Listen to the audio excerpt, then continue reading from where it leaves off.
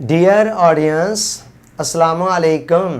5 minutes lecture series में हमारा जो टॉपिक चल रहा है वो है तज़किया नफ्स।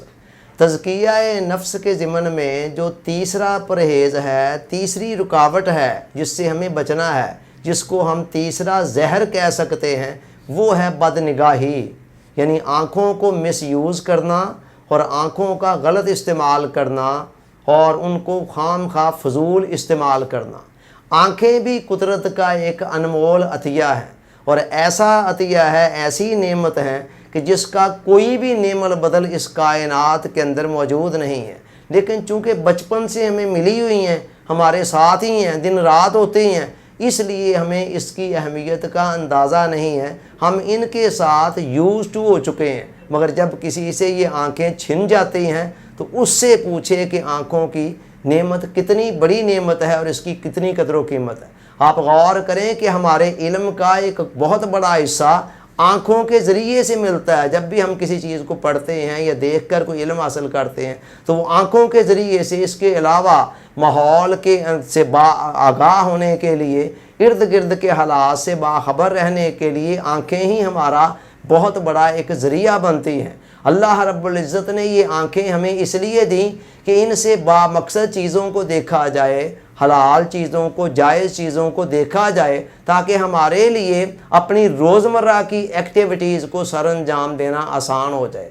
मगर यहाँ भी वही मसला है कि नफ्स किसी हद पर रहना नहीं चाहता है। वो आँखों को, वो हर मंज़र को देखना चाहता है, वो जायज़ है या नाजायज़ है, और आवारा गर्दियाँ आँखों की भी करनी चाहता है ताकि ज़्यादा से ज़्यादा तस्कीन और राहत को हासिल कर सके।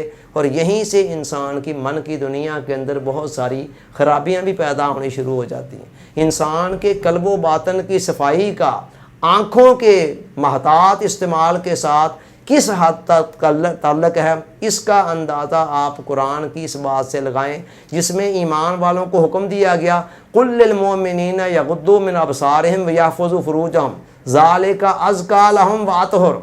अल्लाह ने फरमाया कि ईमान वालों से कह दो कि वो अपनी निगाहों को नीचा रखा करें और अपनी शर्मगाहों की हिफाजत किया करें। ये बात उनके लिए बहुत ज़्यादा पाकीज़गी का बायस है और बहुत ज़्यादा सफाई सुथराई का बायस बन जाती है। यानी इंसान के लिए अपने मन को पाक रखने के लिए निगाहों को पाक रखना बहुत ज़रूरी है। हज़रत अली रज़ी अल्लाह ताला अन्हु फरमाते हैं, जिस शख्स की आँख आवारा है उसके दिल के अंदर कोई कमाल नहीं आ सकता।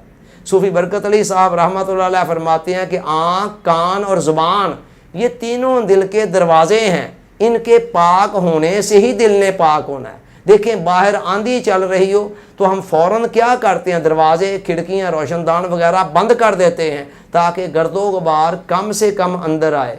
इसी तरह हमारे दिल तक जो गर्दो गुबार जा रहा है, जो अंदर जाकर दिल को मैला कुचैला कर रहा है, वो बतौर ख़ास बड़े बड़े उसके ये 3 रास्ते हैं, आँख हैं, कान है, ज़ुबान है। तो आँखों का मोहतात इस्तेमाल बहुत ज़रूरी है। मौलाना रूम फरमाते हैं, चश्म बंद व गोश बंद व लब्बा बंद, गर्ना बीनी सिर्रे हक बर माँ बखंद। ए बंदे, अपनी आँखों को फजूल देखने से, हराम देखने से बंद कर लें, कानों को नाजायज़ और फजूल बातों के सुनने से बंद कर ले, और ज़ुबान को फजूल और नाजायज़ बातों के कहने से बंद कर ले। अगर ये 3 काम कर ले तू और उसके बाद भी तेरे अंदर हक़ का जलवा आश्कार ना हो तो फिर हमें इल्ज़ाम देना। यानी मतलब ये है कि जब ये 3 दरवाज़े बंद हो जाएंगे, नाजायज़, हराम, फजूल असरात इनके ज़रिए से इंसान के अंदर नहीं जाएंगे, तो फिर हक़ के जलवे इंसान के कल्बो बातन पर आश्कार हो जाएंगे।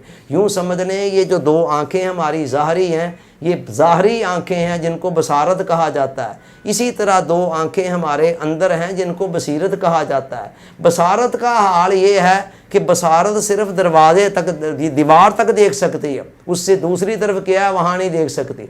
लेकिन बसीरत जब ओपन हो जाती है तो फिर वो लोहे महफूज तक भी चली जाती है। और बसीरत के ओपन होने के लिए, अंदर की आँखों के खुलने के लिए ज़रूरी है कि जो बाहर की आँखें हैं वो हराम, नाजायज़ और फजूल चीज़ों को देखने के जो मनफी असरात अंदर कन्वर्ट कर रही हैं वो उनसे बाज आ जाएं। और आज के दौर में आँखों के मिसयूज़ का बहुत ही बड़ा ज़रिया सेल फ़ोन है। अगर आप सेल फ़ोन के इस्तेमाल को मैनेज नहीं करते हैं تو پھر بھول جائیں اس بات کو کہ آپ نگاہوں کی حفاظت طہارت کو یقینی بنا سکتے ہیں۔ میں یہ نہیں کہہ رہا ہوں کہ استعمال نہ کریں، لیکن اس کو مینیج ضرور کریں۔ اللہ تعالیٰ سوچنے سمجھنے یاد رکھنے عمل کی توفیق عطا فرمائے، آمین۔ آپ کا بہت بہت شکریہ۔ السلام علیکم۔